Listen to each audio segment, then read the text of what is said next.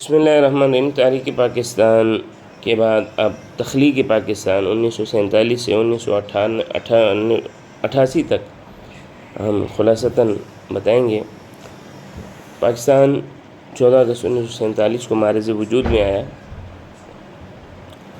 اور یہ 27 رمضان المبارک 1366 ہجری بنتے ہیں۔ پاکستان بننے کے بعد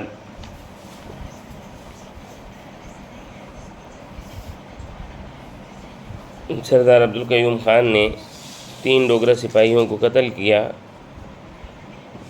اور کشمیر میں جہاد شروع کر دیا۔ اگست میں ہری سنگھ نے پاکستان کے ساتھ تعاطل معاہدہ کیا اور 26 اکتوبر کو کشمیر کا الحاق کر دیا۔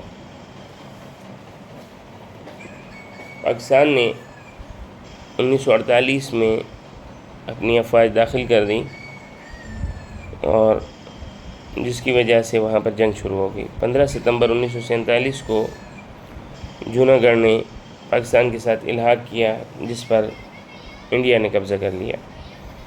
اقوام متحدہ نے جنوری 1948 میں کشمیر کا معاملہ روک دیا قرارداد نمبر 47 کے توسط سے اور کہا کہ اس میں مزید بات چیت ہوگی۔ قرارداد مقاصد سے پہلے 1 مارچ 1949 کو ترانہ کمیٹی بنائی گئی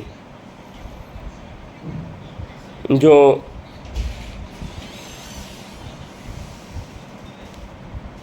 پاکستان کے لیے قومی ترانے کا سلسلہ بنائے گی۔ قرارداد مقاصد 12 مارچ 1949 کو پیش ہوئی۔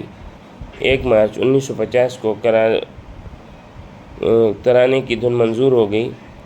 قرارداد مقاصد کے بعد ایک عبوری کمیٹی اس قرارداد کے متعلق قانون بنانے پر لگی تھی جس نے 28 ستمبر 1950 کو اپنا قانون پیش کیا، مگر وہ ایک غیر اسلامی قانون تھا جس کو رد کیا گیا۔ اس کے بعد سید سلمان ندوی نے مشرقی اور مغربی علماء کے ساتھ مل کر 22 نکات پر 21 سے 24 جنوری 1951 تک اسلامی آئین کو لکھ کر لیاقت علی خان کے حوالے کیا۔ اس کے بعد پہلی مردم شماری کی گئی 1951 میں، جس میں مغربی پاکستان میں 4 کروڑ 20 لاکھ اور مشرقی پاکستان میں 4 کروڑ 20 لاکھ اور مغربی پاکستان میں 3 کروڑ 30 لاکھ، ٹوٹل 7 کروڑ 50 لاکھ لوگ تھے۔ اکتوبر 1951 کو لیاقت علی خان کو سید اکبر نے قتل کر دیا تقریر کے دوران۔ ان کے بعد 17 اکتوبر 1951 کو گورنر جنرل ناظم الدین وزیر اعظم بنے اور غلام محمد کو گورنر جنرل بنا دیا۔ یہ آئین کے بنانے کی کوشش میں لگے ہوئے تھے کہ تحریک ختم نبوت 1953 میں شروع ہو گئی،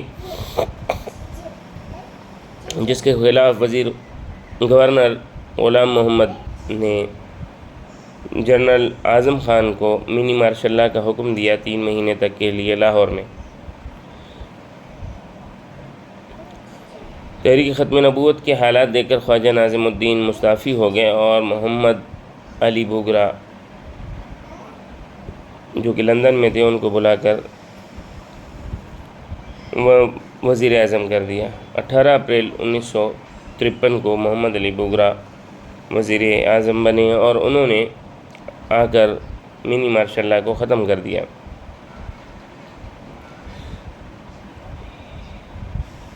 محمد علی بوگرا نے آئین کے اوپر کچھ کام کرنا چاہا اور انہوں نے گورنر جنرل کے عہدے کو کچھ کم کرنے کی کوشش کی اور انہوں نے 1 یونٹ پاکستان کی تجویز دی، مگر گورنر جنرل نے ان کو ہٹا دیا اور 20 دسمبر 1954 کو دستور ساز اسمبلی کو ختم کر دیا۔ اس کے بعد غلام محمد جو گورنر جنرل تھے یہ مخبوط الحواس رہنے لگے، تو ان کو 2 مہینے کی چھٹی کے بدلے میں ان کو ایک طرف کر کے میجر سکندر گورنر جنرل بن گئے 28 مئی 1955 کو۔ انہوں نے گورنر جنرل بنتے ہی وزیر اعظم محمد علی بگرا کی جگہ پر چودھری محمد علی کو وزیر اعظم بنا دیا 11 اگست 1955 کو۔ 14 اکتوبر 1955 کو چودھری محمد علی نے 1 یونٹ کا اعلان کیا اور آئین 1956 23 مارچ 1956 کو منظور ہوا، جس میں 234 دفعات اور 6 شیڈیول تھے۔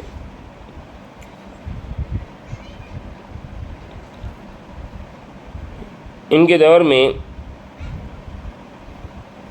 میجر سکندر مرزا نے ڈاکٹر عبدالجبار خان کو، جو کہ پاکستان کے بننے کے مخالف تھے، ریپبلکن پارٹی بنانے کا حکم دیا اور اس پارٹی کو مسلم لیگ کے نام سے لایا، جس پر چودھری محمد علی سے ان کی تصدیق کروائی، جس کی وجہ سے افراد ان سے ناراض ہونا شروع ہو گئے، جس کی وجہ سے چودھری محمد علی مستعفی ہو گئے۔ ان کی جگہ پر اسکندر مرزا نے حسین شہید سہروردی کو وزیر اعظم بنا دیا۔ انہوں نے ملک میں افراتفری مچا دی اور جو ظالم لوگ تھے اور اسمگلر تھے ان کی سرپرستی شروع کر دی، جس کی وجہ سے ان کو میجر اسکندر مرزا نے برطرف کر کے سفارش کے اوپر ابراہیم اسماعیل چندریگر کو وزیر بنایا۔ ابراہیم اسماعیل چندریگر 59 دن وزیر رہے، پھر سفارش کے اوپر فیروز خان نون کو وزیر اعظم بنایا اور اس ابراہیم اسماعیل چندریگر کو مستعفی ہونا پڑا۔ فیروز خان نے ملک کے حالات مزید خراب کر دیے، اسمبلی میں ایک شخص کو ہلاک بھی کر دیا۔ سکندر مرزا نے 7 اکتوبر 1958 کو مارشل لا لگایا اور 27 اکتوبر کو ایران فرار ہو گیا۔ اس کے بعد general Ayub martial law chief of martial لگے، مارشل ایڈمنسٹریٹر۔ انہوں نے آ کر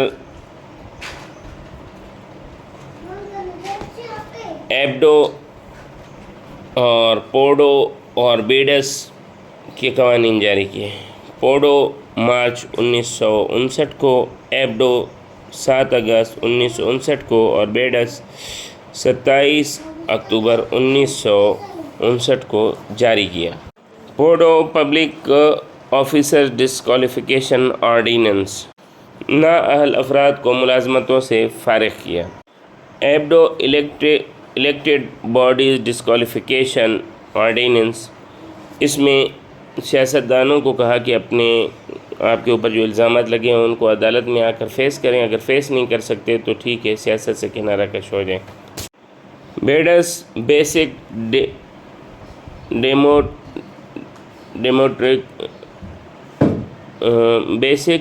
ڈیموکریٹک سسٹم، بنیادی جمہوریتوں کا نظام۔ مقصد کیا تھا کہ عوام کو ووٹ سمجھ نہیں آتا، لہٰذا عوام لوکل گورنمنٹ میں تو یعنی کونسلر کے طبقے پر تو وہ ووٹ میں حصہ لیں گے، مگر اوپر جا کر یہ کونسلر اپنے افراد منتخب کریں گے صدر کو، اور صدر سے پھر صدر تمام کابینہ کو بنائے گا، جس کے نتیجے میں 1962 کا آئین بنا 8 جون 1962 کو، جس کے 250 دفعات 12 حصے اور 5 گوشوارے تھے۔ ایوب اور جواہر لال نہرو نے 19 ستمبر 1960 کو سینتاس معاہدہ سائن کیا، جس میں پاکستان کو 3 اور ہندوستان کو 3 نہریں ملی۔ صدارتی انتخابات 2 جنوری 1965 کو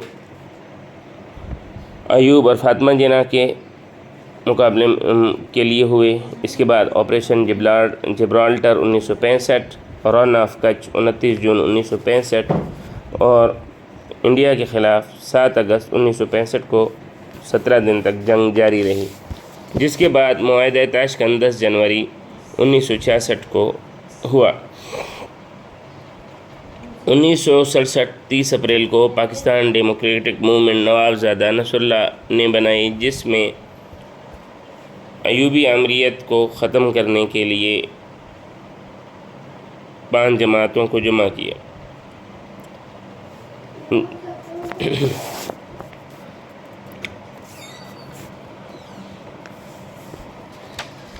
اس کی وجہ سے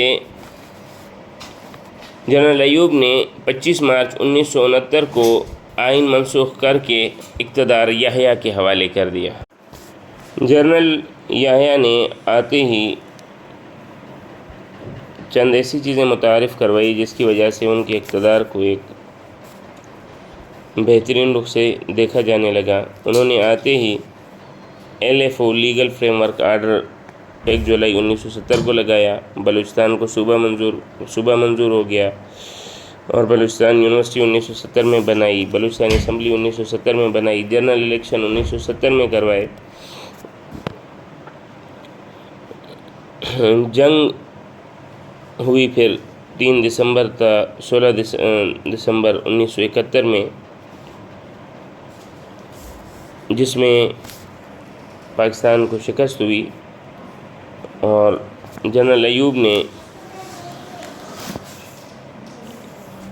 جنرل یحییٰ نے 18 دسمبر 1971 کو مستعفی ہو کر 20 دسمبر 1971 کو بھٹو کو امریکہ بلا کر پاکستان کا اقتدار سونپ دیا۔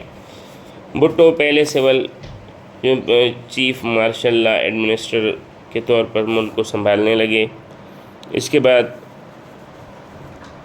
بھٹو نے شملہ معاہدہ کیا، 2 جولائی 1972 کو مردم شماری کروائی۔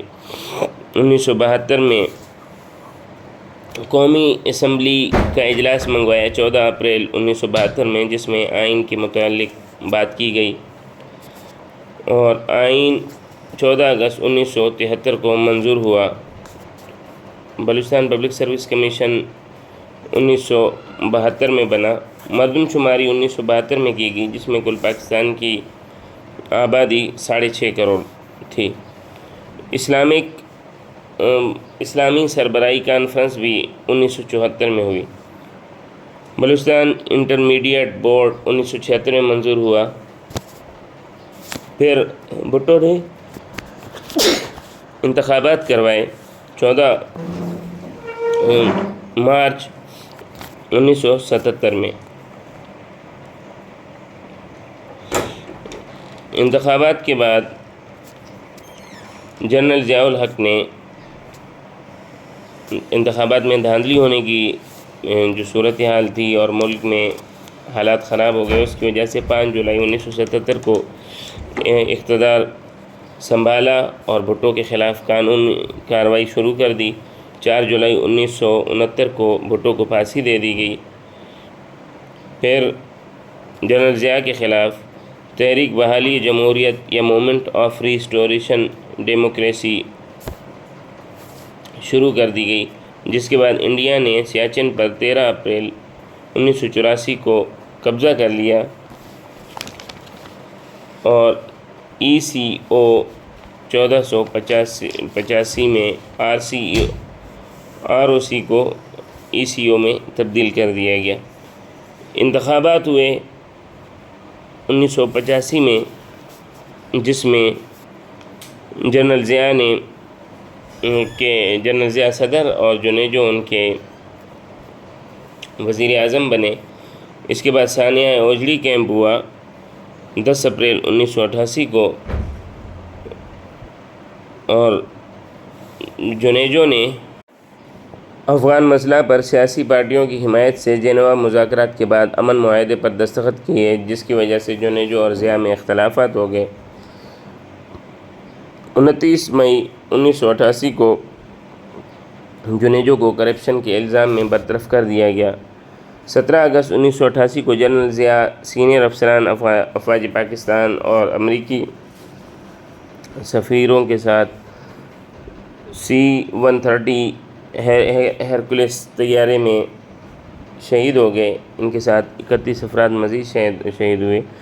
اس طیارے میں 2 4 اسٹار جنرل شہید ہوئے، جنرل ضیاء الحق اور جنرل اختر عبدالرحمن۔